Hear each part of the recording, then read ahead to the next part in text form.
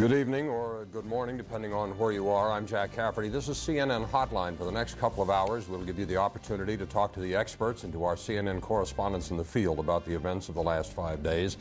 The telephone number to call is a toll-free one. It's 800-310-4CNN. Aviation security and terrorism, the hotline topics of the moment, as you might expect. Over the next couple of hours, we will talk to Mary Schiavo, who left the FAA and has some rather harsh things to say about that agency. She's a former Department of Transportation Inspector General, and she wrote a best-selling book about the shortcomings of the airline industry called Flying Blind, Flying Safe. Also, terrorism expert Harvey Kushner, who has written a book called The Future of Terrorism, plus senior political analyst Jeff Greenfield, and all of our correspondents in the field. We have them at Ground Zero at an armory here in the city for the families of the victims, as well as in Washington, D.C. First, let's get all the latest news up to the minute on the investigation of the World Trade Center bombings from Pentagon and the Pentagon tragedies from our senior correspondent, Gary Cutley. Gary. Thanks, Jack. Well, as we know, there's now a second person being held as a material witness in connection with Tuesday's attacks. The man had been held by U.S. immigration authorities, and he has been questioned by the FBI. The first material witness, that's someone who has believed to know something important about a crime, was arrested on Thursday. Every military operation has to have a name, it seems, and there's none yet for the war on terrorism, whatever that's going to be. But there is now for the military's current domestic effort following the attacks. It's being called Operation Noble Eagle. Like father, like son, President Bush's father went to Camp David to make his key decisions leading to the Gulf War 10 years ago. Now George W. Bush is there. Saturday he said, "We're at war," and he labeled Osama bin Laden as suspect number one on his list for the attacks on Tuesday. And in New York City, the digging, the searching, the hoping continues. But on Saturday, as on Friday, as on Thursday, no survivors were found.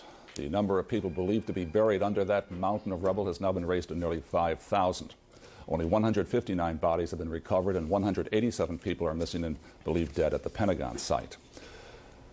And now, 4 days after the attacks, the funerals are beginning. In New York City and elsewhere, mourners gathered Saturday at the funerals of 3 top New York City Fire Department officials. There may be some 300 services for firefighters alone. Fire Department Chief Peter Gonsi, Department Chaplain Father Michael Judge, and First Deputy Fire Commissioner William Feehan all lost their lives on Tuesday while trying to carry out their rescue missions there. A lot more of that to come, unfortunately. A growing question now, of course, is when and how will the United States respond to the attacks? President Bush does not want to be held to any specific timetable. His officials Saturday are putting out the word saying that it will be a long-term struggle. Here's our David Ensor. An angry and determined president is promising action. We will find those who did it. We will smoke them out of their holes. But if Osama bin Laden is the culprit, revenge against him or against his hosts, the Afghan Taliban government, will not be easy. Cruise missiles fired in 1998 missed bin Laden and may only have strengthened his image. Even if bin Laden is killed, many analysts say that would not stop terrorism by his followers. I would want to destroy as much of bin Laden as possible. I'm simply saying that's like picking a wart off your neck or something. That doesn't do much. That's a very superficial blow against this kind of capability. To get rid of one man or to launch any kind of revenge attack isn't going to help. Revenge alone is not an answer. There has to be a complete eradication and elimination of all the training camps. But bombing alone would not likely achieve that.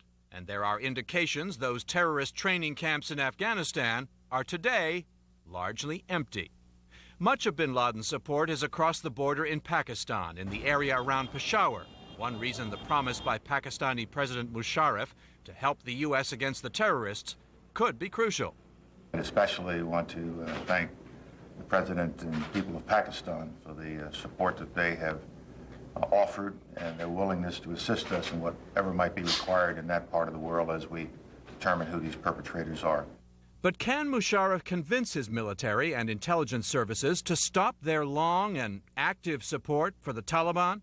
Pakistan is supplying fuel, funding, infrastructure, training, arms, and administrative help to the Taliban. Without the Pakistani lifeline, the Taliban would not survive. Senior administration officials warn none of this is going to be easy or quick, and that the United States cannot do it alone. It could, in fact, take years, analysts say, of political, economic, and military effort before Americans can overcome their newfound fear of mass terrorism on U.S. soil. We're talking about a war, and it's a campaign. And in a campaign, there are going to be a lot of battles. We're going to win some of these battles. We're going to lose some of these battles. There are going to be more civilian casualties on both sides. More Americans will die. Before it is over, many analysts say it could even require U.S. ground troops in the region. For now, though, the main focus of the Bush team is diplomatic, building a strong international coalition, much as the president's father did before the Gulf War. David Ensor, CNN, Washington. There is, however, Jack, one major difference between now and 10 years ago. George Bush Sr. then had a very carefully, narrowly defined goal focused to hold that coalition together.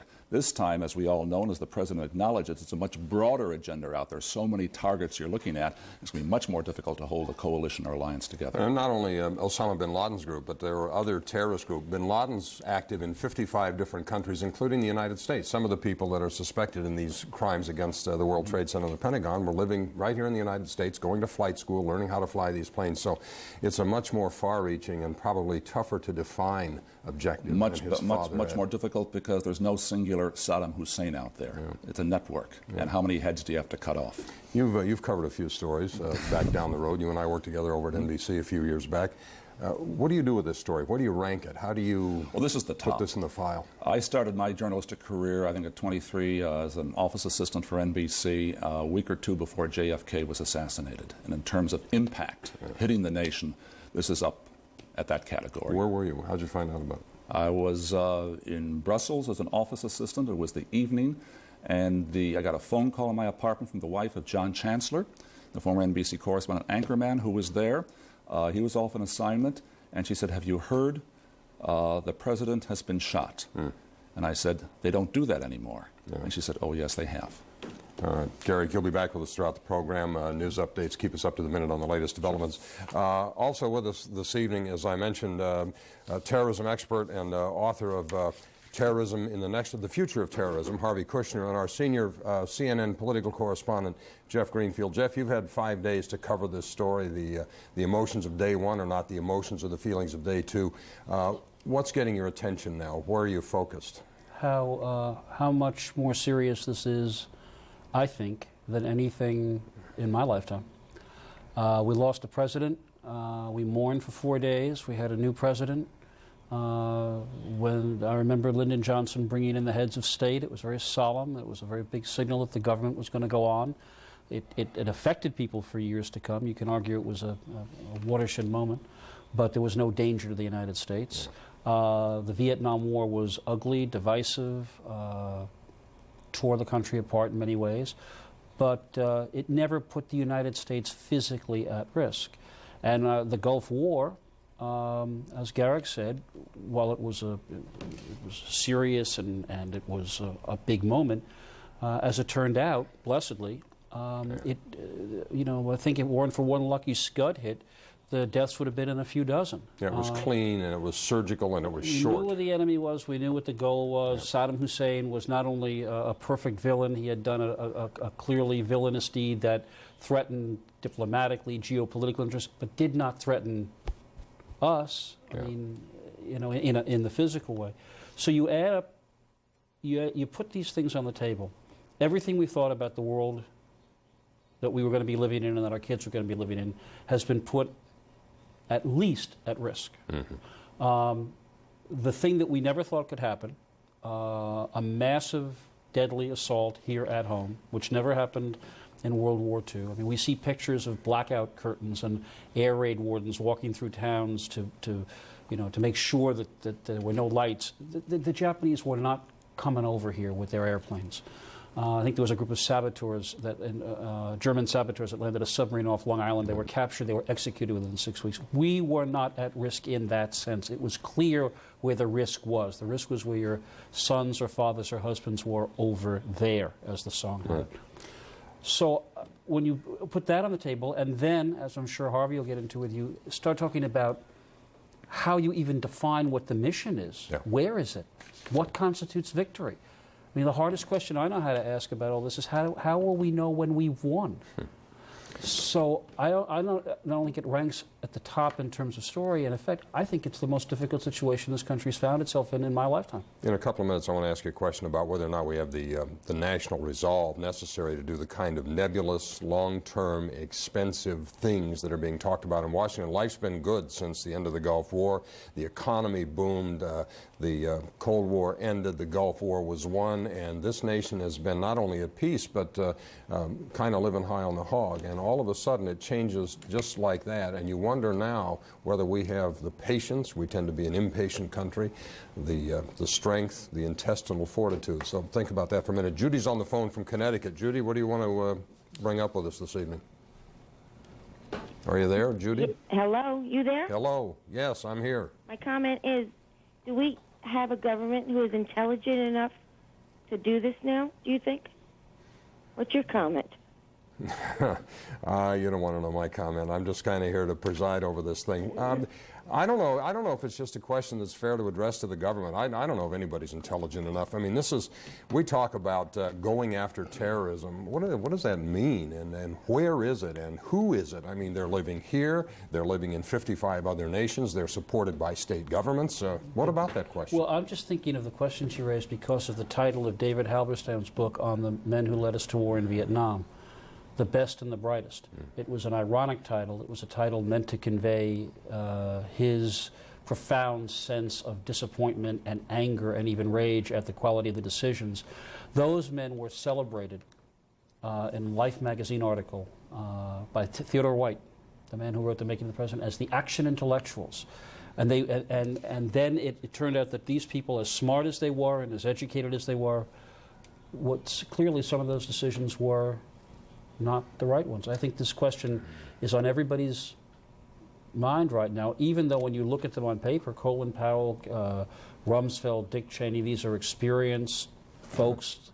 But what's the resume to fight a war like this? And the parallel on Vietnam is not lost. We were fighting an enemy we didn't understand, we couldn't find, we didn't know exactly who they were. They were soldiers, they were women, they were kids, they were carts full of vegetables that have been booby-trapped. We didn't know how to go into those jungles and fight. And there are parallels, I suppose, with the kind of thing we're about to undertake here. Lauren in Florida, what's your question? I just want to say that, I'm a native New Yorker, and I lost, right now, 2 cousins of mine are missing. And my husband and I, we both work for American Airlines. We lost her. She said that she had 2 cousins that were missing. I think she was saying that she and her husband both work for American Airlines. The impact on the airlines, obviously, coming as a result of this is not insignificant. Continental has announced it's going to lay off 12,000 people. Midway Airlines suspending operations. I think 1,700 people are going to be out of work.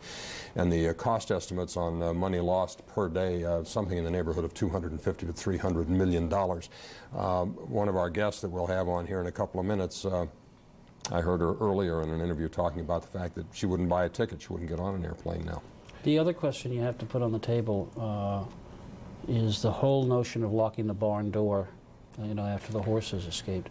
Yeah. You understand fully the impulse to ratchet up security in the airlines, but as far as I can tell, none of the steps that have been taken would have stopped any of these hijackings. Mm-hmm. So, and you know that when you impose these levels of bureaucratic and logistical demands on an already overtaxed system, what you're going to get, and it may be a price we'll have to pay, is going to be massive. It's not just the inconvenience. It's not just having to check in 2 or 3 hours early. Right. But it's also what that's going to do to an already economically depressed airline. And then the question is, at what benefit in terms of security? Last night I had on a fellow who'd lived in Israel 30 years, a writer named Zev Chafetz, who worked for the Begin government. He said, do you really think that if the terrorists plan to strike again, they're going to do the same thing they did before? Of course. So that's where you begin to ask yourself, But what point are these steps, which are taken out of security, out of